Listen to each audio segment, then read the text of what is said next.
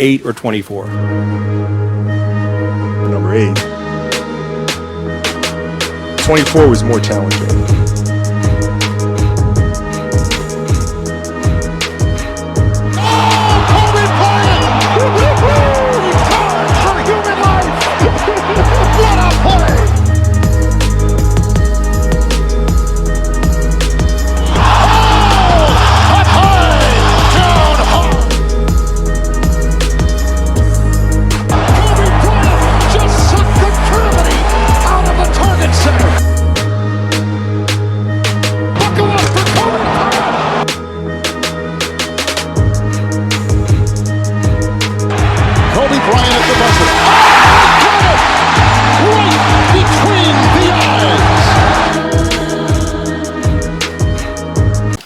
It's Monday, so that means 3 things. 1, I'm not your MCM.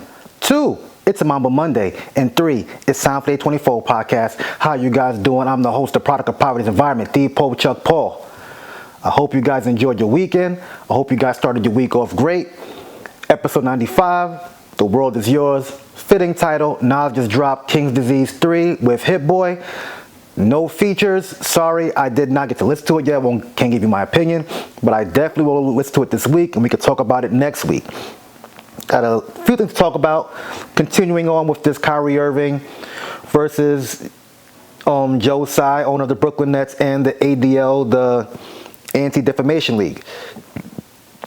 So I watched Hebrews to Negroes this past weekend, and personally, I don't find it anti-Semitic.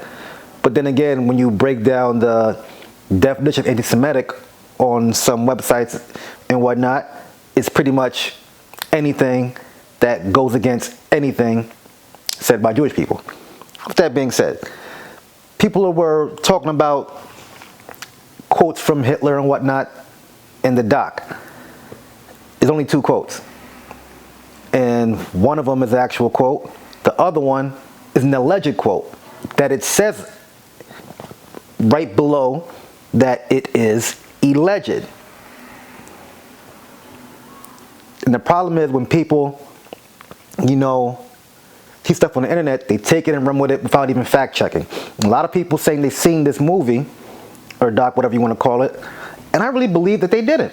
This is more of a history lesson about Africa, the different regions, the different tribes, where they derive from, and even give DNA examples.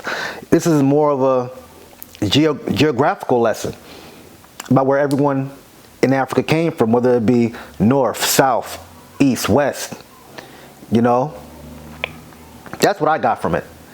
And it never denied the Holocaust.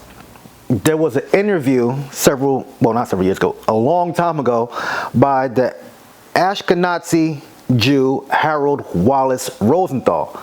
And he was interviewed. And he himself was the one who said that the numbers in the Holocaust were skewed. Not the creator of this doc. He did. The thing about this doc, they post things that are true, and they post things that have been said that could be true to make you think and do some more research. Those are one of those things. So for everyone who's upset saying that, hey, why would they say the Holocaust is fake? They didn't say it was fake. They said that the numbers were skewed. Ashkenazi Jew Harold Wallace Rosenthal said that. Okay? And like I said, watch the doc. Oh, and if you fuck with me like that, send me a message. I have a free link to it if you want to watch it. I'm not giving Amazon my money for that, although they do get my money for Prime. So what can I say? You know what I'm saying? But yeah, I don't believe it to be anti-Semitic. It's not hateful at all. And even when they say particular things about Jewish people in it, they give you a direct quote from who said it.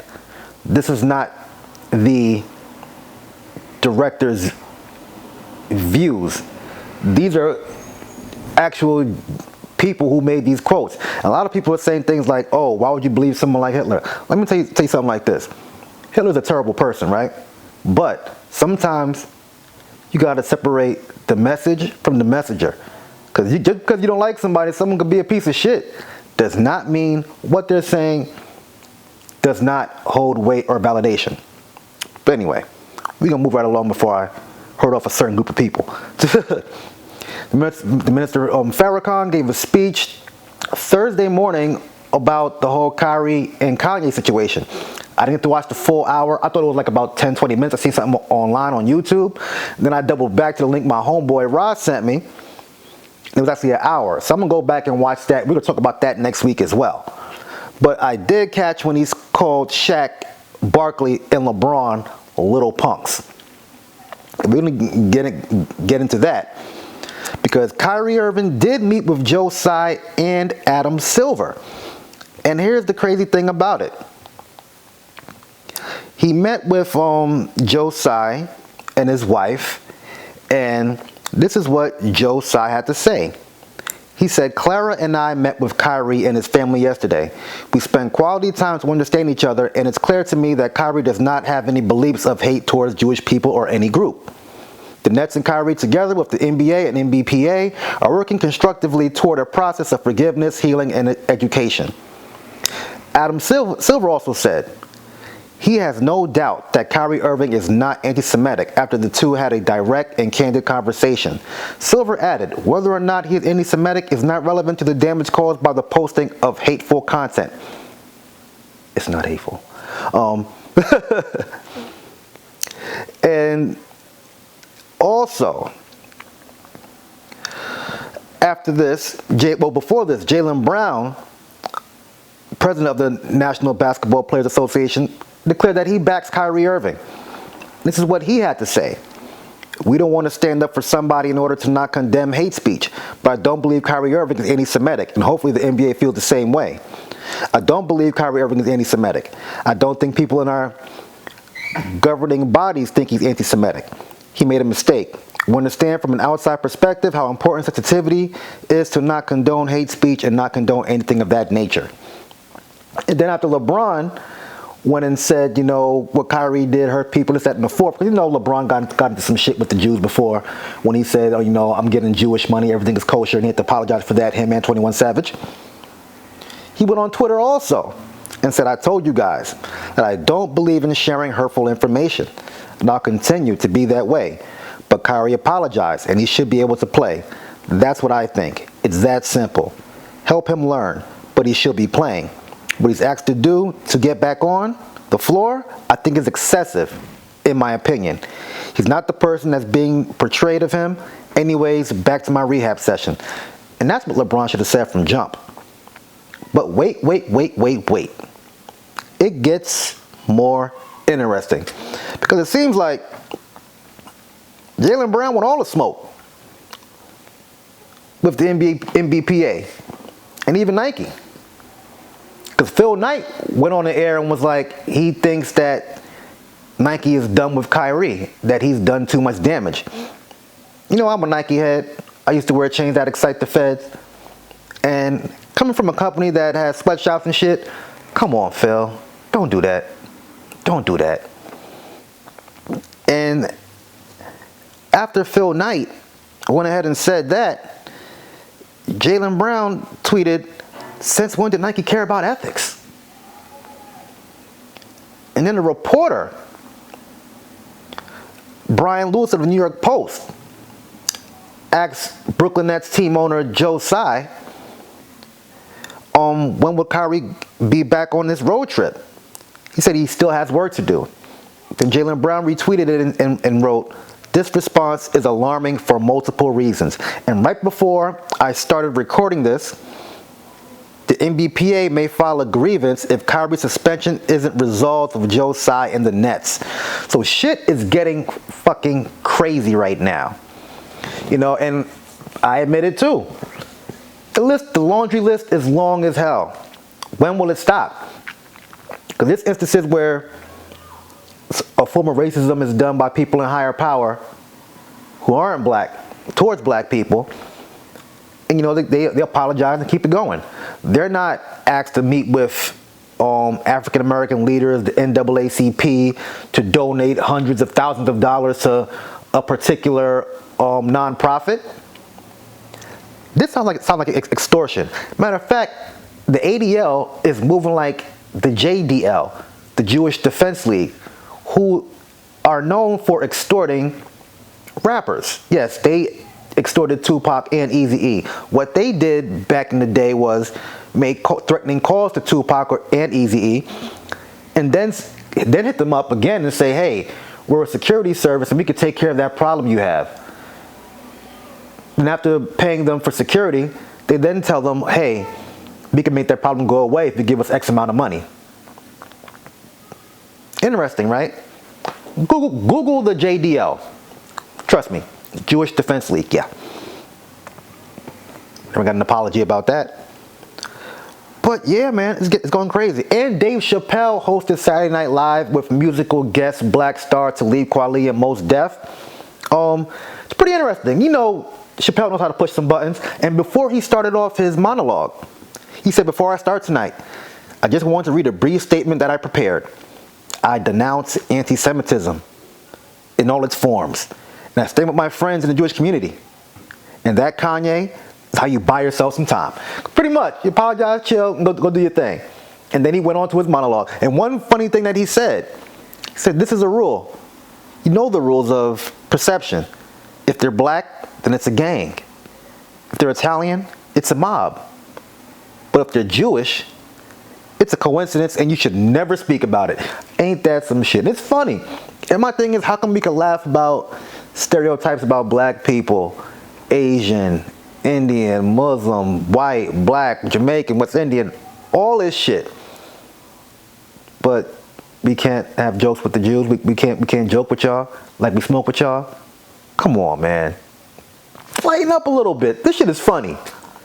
It's not calling on death. There's no hate speech in it. Sometimes we gotta laugh at ourselves, you know? Yeah.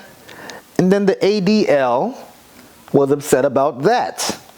CEO Jonathan Greenblatt, he said we shouldn't expect Dave Chappelle to serve on society's moral compass. But disturbing to see NBC SNL, this was a tweet, not just normalize but popularize anti-Semitism. Why are Jewish sensitivities denied or diminished at almost every turn? Why does our trauma trigger applause? Shut the F up forever. Really? Folks don't make jokes about black folks or even slavery. No one makes fun of Asian folks, Italian folks, Spanish folks. He's a comedian, for God's sakes. His job is to tell jokes. What's the other dude? Had the show on HBO, skinny little Jewish dude. I get the names mixed up. I know it's something Murray. You know what I'm saying? He's Jewish. He cracks all his jokes about everyone. Everyone. No one says anything. Bats an eye. No one cares. You know, you can have jokes about Christianity, about being a Muslim. And just like Chappelle said, 2 words you don't say are the Jews. Very interesting. But definitely check out that SNL episode. It's streaming right now on Peacock Network. I don't get no bread for saying that, but if you want to watch it, that's where it's at. And the Atlanta series came to a finale. It was a great one. Throughout the episode, you had Darius. He was in a deprivation tank. And hold on, let me get the definition so I can better explain it for you guys. So, we all know Darius is a little bit out there and he likes to experiment sometimes. Now, a deprivation tank, also called an isolation tank or flotation tank, is used for restriction environmental stipulation therapy.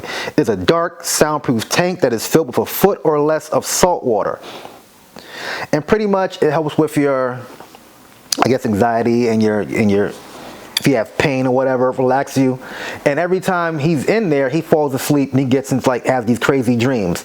Like he had one dream where he was drowning. He had one dream where the women in the lobby kept on laughing and laughing and laughing, and he told one of them to wake up, and then he got thrown out, but he was still dreaming. Then he had another dream where he seen a girl he hadn't seen in a long time. He gets in her car, she's driving drunk, gets pulled over by police, takes the cop's gun, runs off, and then all of a sudden the gun disappears from her hand and ends up in Darius's hand, and then he wakes up again.